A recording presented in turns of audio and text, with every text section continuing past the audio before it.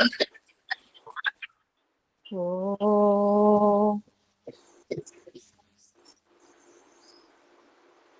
ఓం ఓం భూర్భువస్వః తత్సవితుర్వరేణ్యం భర్గో దేవస్య ధీమహి ధియో యో నః ప్రచోదయాత్. ఓం అసతో మా సద్గమయ తమసో మా జ్యోతిర్గమయ మృత్యోర్మా అమృతం గమయ. ఓం సహనావతు సహనౌ భునక్తు సహ వీర్యం కరవావహై తేజస్వినావధీతమస్తు మా విద్విషావహై. ఓం శాంతి శాంతి శాంతి. నమస్తే అమ్మ, అందరికీ నమస్తే. నమస్తే. జీవాత్మ గురుముఖముగా ప్రయత్నం చేసి దీర్ఘకాల యోగ సాధన ద్వారా పరమాత్మ సాక్షాత్కారమును చేసుకున్నప్పటికీ కూడా ఇక విఘ్నాలు రావు అని జీవాత్మ అనుకోకూడదు. అదే మనం గత తతః ప్రత్యక్ చేతనాదిగమః అపి అంతరాయ భావాశ్చ సూత్రంలో తెలుసుకుంది ఏమిటి అంటే, తస్యవాచకః ప్రణవః తజ్జపః తదర్థ భావనం. నిరంతరము భగవంతునిలో ఉంటూ, భగవంతుని ఆజ్ఞలో ఉంటూ, ఈశ్వరీయ కార్యములు చేస్తూ ఒక చక్కటి స్థితికి వెళ్ళిపోయిన తర్వాత ఇక జీవాత్మ కిందికి పడిపోదా, యోగ సాధన అలాగే ఉంటుందా అంటే, అంతరాయాలు తొలగిపోతూ ఉన్నప్పటికి కూడా, ఏవి పూర్వము ఉన్న చిత్త మాలిన్యాలను తొలగింపజేసుకున్నప్పటికీ కూడా ఇంకా డేంజరే, ఇంకా దుర్ఘటన జరిగే అవకాశం ఉంది. ఆ దుర్ఘటన ఏది అంటే వ్యాధి అన్నాడు. ఏంటి వ్యాధి? జన్మతః రక్త బలహీనత లేదు శరీరంలో, ఎంత ఉండాలో అంతుంది. కానీ కాలాంతరంలో రక్త బలహీనత వ్యాధులు వచ్చాయి అంటే అది ప్రారబ్ధం కాదు. మనం ఆ రక్తాన్ని నిర్మాణము చేసి, రక్తాన్ని వృద్ధి చేసి, రక్తాన్ని శుద్ధి పెట్టే ఆహారాన్ని మనం తీసుకోవడం లేదు. ఆ తర్వాత శరీరంలో కొవ్వు పెరగట్లేదు, బక్క చిక్కిపోయి ఉన్నా. పుట్టినప్పుడు అలా ఉన్నారా అంటే కాదు, పుట్టినప్పుడు ఎంత బరువు ఉండాలో అంతున్నా. తర్వాత ఎందుకు శరీరంలో ఉన్నంతలా అంటే మరీ లావు కాదు, కొంతమందిని చూస్తే బక్క చిక్కిపోయి కేవలం బొక్క తోలు ఆ నరాలు కనబడతాయి. అంటే ఆయువుకి శరీర ఎత్తుకి వాళ్ళ శరీరంతో సంబంధం ఉండదు, అంత బలహీనంగా ఉన్నారు వాళ్ళు. అంటే మాంసం తక్కువ ఉంది, అది కూడా ప్రారబ్ధమా అంటే కాదు. వాళ్ళు మాంసాకృతులు వృద్ధి చేసే ఆహారం తీసుకోలేదు, అంటే పప్పు ధాన్యాలు తీసుకోవట్లేదు.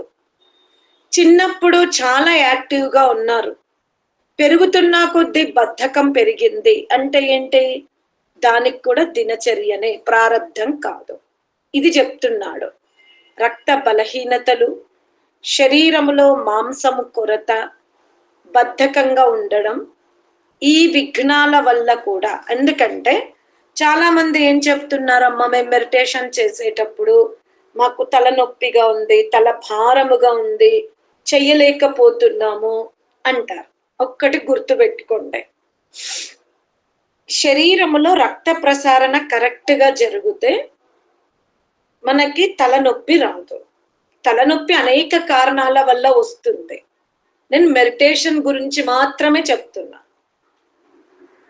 మనం ధ్యానములో కూర్చున్నప్పుడు తల తిరుగుతూ ఉంది, తల భారముగా ఉంది, అసలు చెయ్యలేకపోయే స్థితి ఉంది అంటే గమనించుకోవాలి, రక్త బలహీనత ఉంది. ఎందుకంటే మరి సామాన్యంగా పని చేస్తున్నప్పుడు, మేము మిగతా పనులు చేస్తూ ఉన్నప్పుడు మాకు అది లేదు, కేవలం మెడిటేషన్లోనే ఆ స్థితి ఎందుకుంది అనేది గుర్తించుకోండి. తొందరపడకండి, తెలుసుకోండి. మేము చక్కగా వంట వార్పులు, ఇండ్లు శుద్ధి, ఫంక్షన్లకు వెళ్తాము, టీవీ చూస్తాము, మాకు ఇక్కడ తలనొప్పి లేదండి, ఏమనిపించదు. ఓన్లీ మెడిటేషన్ టైంలో మాకు ఈ బలహీనత అగుపడుతుంది. అంటే చిత్త వికారాలు కాదు, బ్రెయిన్ తలనొప్పి రావడం. ఇక్కడ మీరు చాలా జాగ్రత్తగా వినండి. మెడిటేషన్లో జీవాత్మ శరీర కర్తవ్యాలని, అంటే తన చైతన్య స్వరూపాన్ని ఒక కీలాగా ఇచ్చేసి అది డీప్గా వెళ్తుంది. నిత్య క్రియలు, బట్టలు పిండేటప్పుడు, తడిగుడ్డేసేటప్పుడు, చుట్టాలతో ముచ్చట్లు పెట్టేటప్పుడు, మురుకులొత్తేటప్పుడు, పిండి వంటలు చేసేటప్పుడు జీవాత్మ శరీరముతో ఉంది. మెడిటేషన్లో జీవాత్మ శరీరానికి భిన్నముగా ఉంటుంది.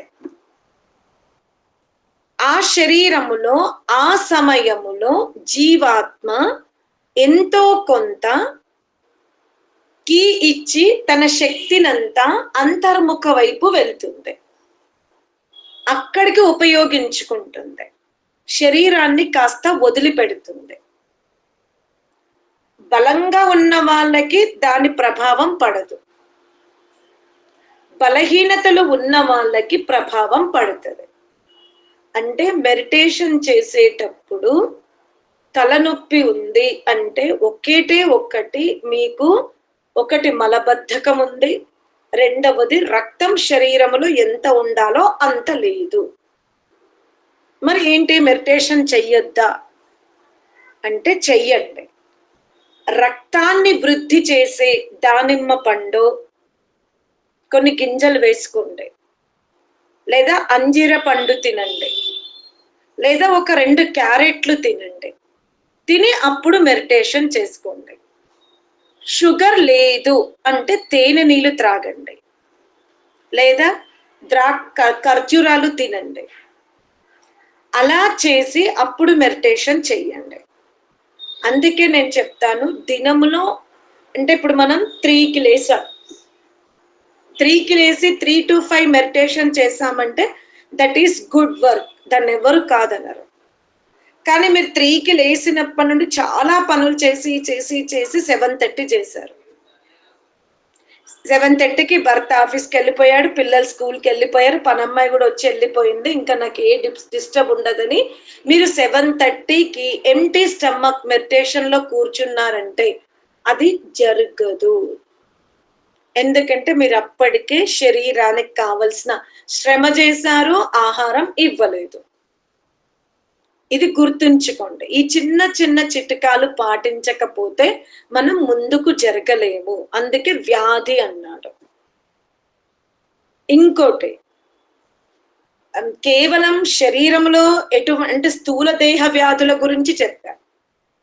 అలాగే ధ్యానం చేయాలనుకున్నప్పుడు శరీర వ్యాధులనైతే మనం మాంసాకృతులు ఇచ్చే పప్పు ధాన్యాలు తిన్నాం, ఫ్రూట్స్ తిన్నాం, పాలు త్రాగాం, కిస్మిస్ తిన్నాము, మంచిగా తిని శరీరాన్ని అయితే పుష్టిగా పెట్టుకున్నాం, ఈ ప్రాబ్లం లేదు.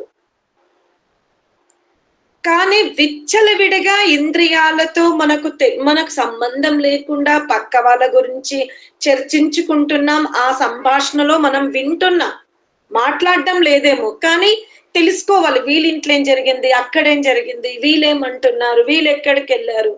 ఈ ఇంద్రియాలు ఇవన్నీ కూడా ఇట్లా దాన్ని ఏమంటారు, చెల్లా చెదురుగా పడి ఉన్నవి. ఒక దగ్గర నుంచి శబ్దం తీసుకుంటున్నాం, ఇంకో దగ్గర నుంచి రూపం తీసుకుంటున్నాం, ఇంకో దగ్గర నుంచి వింటున్నాం, మాట్లాడుతున్నాం. ఇలా ఇంద్రియాలన్నీ కూడా విచ్చలవిడిగా గంతులేస్తున్నవి. శరీరం మీద ధ్యాస ఉంది, కానీ ఇంద్రియాలు మాత్రం విచ్చలవిడిగా ఉన్నవి. ఏదో దృశ్యం చూసింది, ఏదో మాట్లాడేసింది, ఏమో విన్నది, ఎవరినో కోగిలించుకుంది, ఇవన్నీ అయిపోయినాయి. ఇప్పుడు మెడిటేషన్ చేస్తామా?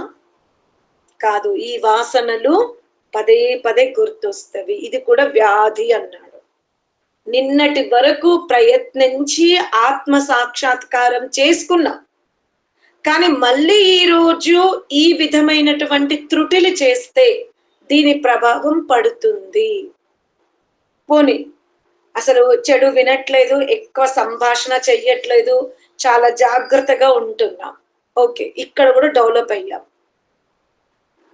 మనకెంత అవసరమో అంతే మాట్లాడుతున్నాం, స్నేహితులతో ఎంతవరకు ఉండాలో అంతవరకే ఉంటున్నాం, బంధుమిత్రులతో ఎంతవరకు కలవాలో అంతవరకే కలుగుతున్నాం, అన్ని విషయాలలో జాగ్రత్తలు తీసుకున్నాం, అంతవరకు చాలా మంచి ప్రగతి సాధించాం. కానీ మనస్సు ఉంది. ఈ మనస్సులో ఎంత నకారాత్మకమైన ఆలోచనలని మనం జన్మింపజేసుకుంటున్నాం.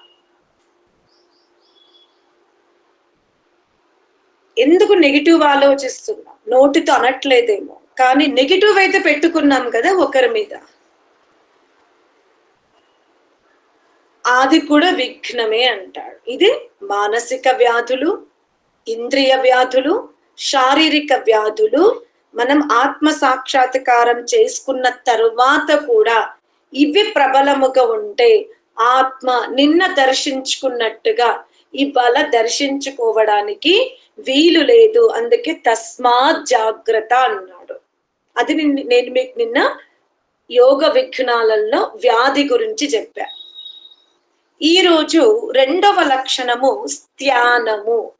స్థానము అంటే అకర్మణ్యత. అవి శుభకార్యాలే. ఉదాహరణకి గురు శుశ్రూష, మాతాపితరుల సేవ, యజ్ఞయాగాది కర్మలు, వృక్షాలు నాటడం, బావులు త్రవ్వించడం, ఇవన్నీ కూడా శుభకర్మలే. కానీ చెయ్యడు, లేదా చాలా అత్యధికంగా చేస్తాడు. శుభకార్యాలను అయితే చెయ్యడు, లేదా చేస్తే ఏం చేస్తాడు? నాకేం లాభం? అమ్మ నాన్నకి సేవ చేస్తే నాకేం లాభం? సమాజానికి సేవ చేస్తే నాకేం లాభం? ఈ లాభము అంటే ఎలా, మన ప్రవృత్తి ఎలా ఉందో చూసుకోండి. పోనీ అమ్మ నాన్నకి, చెట్లని, సమాజానికి అంతా మేలు చేసేసాం. చేసిన తర్వాత ఇక కుర్చీ మీద కూర్చొని ఇక చర్చించుకుంటున్నాం, నాకేం లాభం, ఏం లాభం, ఏం లాభం. ఏమైపోయింది? ఒక్కటేమో శుభకార్యాలను చెయ్యకపోవడం, ఇంకోటి చేస్తే నాకేం లాభం జరిగింది. అరే, నీవొక మానవ జన్మనెత్తావు, ఇక్కడ ఎవ్వరికి రుణపడి ఉండకు. నువ్వు జన్మనిచ్చిన అమ్మైనా సరే, నానైనా సరే, గురువైనా సరే, చెట్టైనా సరే, చీమైనా సరే, దోమైనా సరే, ఎవ్వరికి రుణపడకుండా ఉండు. అది నీ ధర్మం. ఒకరు గుర్తించాలనో అవసరం లేదు, పరమాత్ముడు గుర్తిస్తే చాలు. ఈశ్వరుడు సర్వవ్యాపకుడు, ఈశ్వరుడు సర్వజ్ఞుడు, న్యాయాధీశుడు, దయాళువు. భగవంతుడు సర్వవ్యాపకుడైనప్పుడు అతని నువ్వు ఒక తిరుపతిలోనో, షిరిడీలోనో, మక్కాలోనో, అజ్మీర్ ఘాట్లోనో, లేకపోతే గిరిజాగిరిలోనో భగవంతుడిని ఒప్పుకోవట్లేదు కదా. భగవంతుడు అక్కడ ఉన్నప్పటికీ అంతటా ఉన్నాడు, నా హృదయ మందిరములో ఉన్నాడు. నా హృదయములో పరమాత్ముడు ఉన్నాడు. మరి నీ శరీరములోనే నీ హృదయం ఉంది, నీ హృదయంలో పరమాత్ముడు ఉన్నాడు. అతను నిన్ను చూడట్లేదా? నువ్వు ఏ మార్గంలో ఉన్నావు, ఏం చేస్తున్నావు అనేది, నువ్వు ఏం మాట్లాడుతున్నావు, ఏం ఆలోచిస్తున్నావు, ఏం యోచన చేస్తున్నావు, గురువుల పట్ల కానీ, జన్మనిచ్చిన తల్లిదండ్రుల పట్ల కానీ నీ ప్రవృత్తి ఎలా ఉంది? అతను చూస్తున్నాడు కదా. పరమాత్ముడు ప్రకాశ స్వరూపుడు. ఉపనిషత్తులు ఏం చెప్తున్నవి? చెవులు లేకుండానే వింటాడు, ఇంద్రియాలు లేకుండానే ఇంద్రియాలు చేసే పనిని గమనిస్తాడు. మరి ఆ పరమాత్ముడు నువ్వు మనస్సుతో ఆలోచిస్తుంది, వాక్కుతో చెబుతుంది, సర్వం చూస్తున్నాడు కదా. ఆ చూసే భగవంతుని పైన విశ్వాసం పెట్టుకో. అల్పజ్ఞుడైనా అల్పశక్తివంతుడైనా యశస్సుని కోరుతున్నవాడు, ధనముతో సమాజాన్ని పరిపాలిస్తున్నవాడు నీకెలా న్యాయం చేస్తాడు? నీవు చేసే పుణ్యకర్మలకి ఎలా గుర్తింపిస్తాడు? ఎంతసేపు తనకు గుర్తింపు రావాలి, తను గొప్ప, తనే అని పాకులాడుతున్నటువంటి వ్యక్తి దగ్గరికి వెళ్ళి నన్ను గుర్తించండి, నన్ను గుర్తించండి అంటే గుర్తించరు. నీ మంచితనాన్ని, నీ వ్యక్తిత్వాన్ని, నీ సేవా ధర్మాన్ని, నీ పుణ్యకర్మల్ని గుర్తించేది ఒకే ఒక్కడు, పరమాత్ముడు. ఆ పరమాత్ముని పైన అపారమైన విశ్వాసం పెట్టుకో. ఒక్కసారి గమనించండి, ఏమి ఆశించకుండా ఒక 4 చెట్లకు నీళ్లు పోసేయండి. ఇక్కడ రోడ్డు మీద చెట్లున్నవి, అక్కడ ఎవ్వరు నీళ్లు పోయట్లేదు, లేదా చెట్టు చిన్నగా ఉంది, దాన్ని మేక తినేస్తుందన్న భయం వేసింది. ఏం ఆశించకుండా మేక తినకూడదు, దానికి ఒక ముళ్ళ కంప పెట్టేసి ఇంటికి రండి. ఎవ్వరికి చెప్పకండి, ఏకాంతంలో కూర్చోండి. భగవంతా, నేను ఇవాళ ఒక మంచి పని చేశా, నాకు దాని ఫలం కావాలి, కోరుకోండి. ఆ ఫలం ఈశ్వరీయ ఆనందమా, ఆ ఫలం మీకు శాల్వా కప్పడమా, దేవుడికో చెప్పుకోండి. ఆనందం కావాలంటే అతనే మీకంటే ముందు ఇలా కౌగిలించుకుంటాడు. నువ్వు ఆ చెట్టుని ముళ్ళ కంపతో గాని ఇనుప సలాకలతో ఎందుకు రక్షించావో అది పరమాత్ముడు చూశాడు. ఎందుకంటే పరమాత్ముడు నువ్వు నడుస్తున్నప్పుడు నడిచాడు, ఆ చెట్టుకు దగ్గర కూడా పరమాత్ముడే ఉన్నాడు. నువ్వు ఇనుప కంప కొనేటప్పుడు ఉన్నాడు, ముళ్ళ కంప జమ చేసేటప్పుడు ఉన్నాడు. అతను చూస్తున్నాడు నీ సంకల్పాన్ని, నీ కోరికని, నీ ప్రయత్నాన్ని, సర్వమును చూస్తున్నాడు. కాకపోతే ఫైనల్ చెయ్యడు. ఎందుకంటే ఈ సేవ ఆమె శాల్వా కప్పించుకోవడానికి చేసిందా, ఫ్రెండ్స్ కి చెప్పుకోవడానికి చేసిందా, లేక నా ఆనందం కోసం చేసిందా అక్కడ మాత్రం దేవుడు మౌనంగా ఉంటాడు, చూస్తున్నాడు, గమనిస్తాడు. ఈ బుజ్జి తల్లి ఇంత మంచి పని ఎందుకోసం చేసింది? వెంటనే ఆనందాన్ని ఇవ్వడు. అమ్మ ఇవ్వచ్చు కదా, చెట్టు నాటేటప్పుడే ఆనందం ఇవ్వచ్చు కదా. ఆ పొరపాటు దేవుడు చెయ్యడు. నువ్వు చేసిన మంచి పనిని చూశాడు, ఇంటికొచ్చాక నీ అభిలాషని చూస్తాడు. నువ్వు ఫ్రెండ్స్ తోటి చెప్పుకున్నావా, ఇంకా తను మౌనంగా గుహలో ఉంటాడు. లేదు, స్టేజ్ మీద శాల్వా కోసం ప్రభుత్వము చెట్లు నాటే వాళ్ళకి సన్మానం చేస్తుందంటే ఆ దాంట్లోకి వెళ్ళి, ఆ లింక్ లోకి వెళ్ళి మీ నేమ్ యాడ్ చేస్తున్నారా అది కూడా చూస్తాడు. అప్పుడు కూడా మౌనం. నేను చెట్టు నాటింది ఫ్రెండ్స్ కోసమో, గవర్నమెంట్ ఇస్తున్న సర్టిఫికెట్ కోసమో ఏది కాదు. నేను ఎవరో చెట్టు నాటితే గాలి, పండ్లు, పుష్పాలు తిన్నా. అందుకే ఈరోజు నేను ఆ చిన్న చెట్టుని ఏ ప్రాణి తినకూడదని రక్షించాను పరమాత్మ. కానీ దీనికి బదులు అలసిపోయి ఉన్నాను, నాకు నీ ఆనందం కావాలి అంటే మీరు చూడండి ఎంతటి ఆనంద వర్షంను కురిపిస్తాడు. చెయ్యడం ఒక సంకల్పం, అభిలాషం మరొక సంకల్పం. ఇక్కడ యోగి గమనించుకోవాలి. సామాన్య మానవుడు ఎలా అయినా వెళ్ళనివ్వండి, మనకు ఆ చర్చలొద్దు, ఆ వ్యక్తిగత జీవితం వద్దు. మనం చేస్తున్న మంచి పని ఎందుకు చేశా అంటే నిన్న చెట్టు నాటేటప్పుడు దేవుడు ఆనందం కోసం చేశాం, దొరికింది. ఇంకా అమ్మ నేను నిన్న చెట్లు నాటేటప్పుడు దేవుడికి తెలిసిపోయింది కదా, నిన్న ఆనందం ఇచ్చాడు కదా, నిన్న యజ్ఞం చేస్తే ఆనందం ఇచ్చాడు, నిన్న నలుగురికి భోజనం పెడితే ఆనందం ఇచ్చాడు, మరి ఇవాళ కూడా అదే పని చేస్తే ఆనందం ఇవ్వాలంటే ఇవ్వడు. మళ్ళీ మీ కర్మని చూస్తాడు, మళ్ళీ మీ అభిలాషను కూడా చూస్తాడు. నిన్న నా కోసం మార్చుకుంది, ఈ రోజు ఎవరి కోసము? కాస్త ఆగుతాడు పరమాత్ముడు. అతని సృష్టి కార్యం చాలా వేగంగా ఉంది. ఒకటి గుర్తుపెట్టుకోండి, పరమాత్ముడు చాలా వేగవంతుడు. అందుకనే ప్రళయ సమయంలోనే ఒక సృష్టి కాలం సరిపోయేంత మెటీరియల్ తయారు చేశాడు, ఎక్కడ లేట్ చేయడు. అలాగే పశువుల యొక్క ప్రవృత్తి విషయంలో పరమాత్ముడు వేగవంతుడే, గమనించుకోండి. కానీ మనిషి యొక్క ఏదైతే మనస్సు ఉందో ఆ మనస్సులో జీవుడు తన అభిమతాన్ని భద్రపరిచే వరకు పరమాత్ముడు మాత్రం శాంతంగా ఉంటాడు.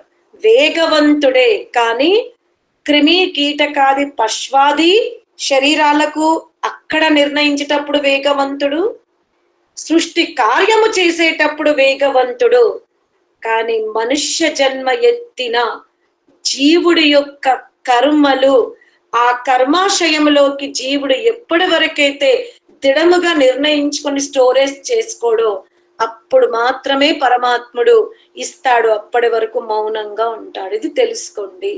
ఈ రహస్యం, పరమాత్మలో ఉన్నటువంటి ఈ రహస్య విద్యను తెలుసుకొని జీవితంలో ఆధ్యాత్మిక మార్గంలో జాగ్రత్తగా ఉండండి. అంటే కర్మలు చెయ్యడమా, చేస్తే ఎటువైపు మార్చుకోవాలి అనేది అంతరాయము కలగకుండా చూసుకుంటారు అని చెప్తున్నాడు. అర్థమైందా? స్థానము అంటే ఇక్కడ ఇంకెవరికైనా ఏమైనా డౌట్ ఉందా? ఈ స్థానములో పుణ్యకర్మల యందు ముందుకెళ్ళనా? స్థానము అర్థమైందా? శుభకార్యాలు చేసిన, నిన్నటి వరకు పరమాత్మ దర్శనము జరిగిన, మళ్ళీ ఇవ్వాల నిన్నటి కంటే ఎక్కువ పుణ్యకర్మలు చేసిన ఆనందం ఇవ్వలేదు అంటే దానికి కారణం ఎవరు? మనమే. ఏంటి? మనం ఇంకా ఆ కర్మ ఫలాన్ని, ఇంకా అభిమతం ఎలా ఉందో మనం పరమాత్మనికి చేయలేదు. ఇంకోటి గుర్తుపెట్టుకోండి, అప్పుడప్పుడు మనం కపట వ్యవహారం చేస్తాం. అమ్మ ఒక్కటి గుర్తొచ్చి నేను చెప్పాక మీరు చెప్పండి.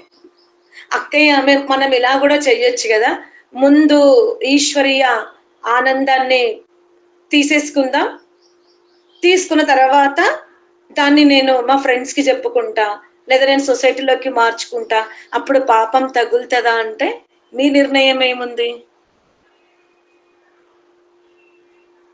నేను ముందైతే సైలెంట్ గా ఉండి, దేవా ఈ యజ్ఞంలో వేసిన ఆహుతులన్నీ నీ కొరకే, నీ కొరకే, నీ ఆనందం కొరకే ఇలా చెప్పి ఆయన ఆనందాన్ని పొంది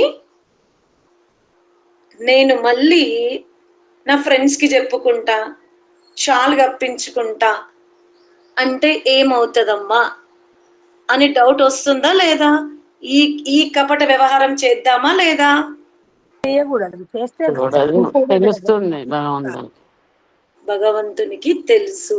అందుకనే చూడండి, మీకు తెలియదు. మీరు ఏదైనా ఒక మంచి కర్మ చేసినప్పుడు ఆనందం లభించిన తర్వాత మీరు అదే సొసైటీలో యశస్సుని పొందితే మీకు దొరకదు, అక్కడ మీరు దుఃఖింపబడతారు.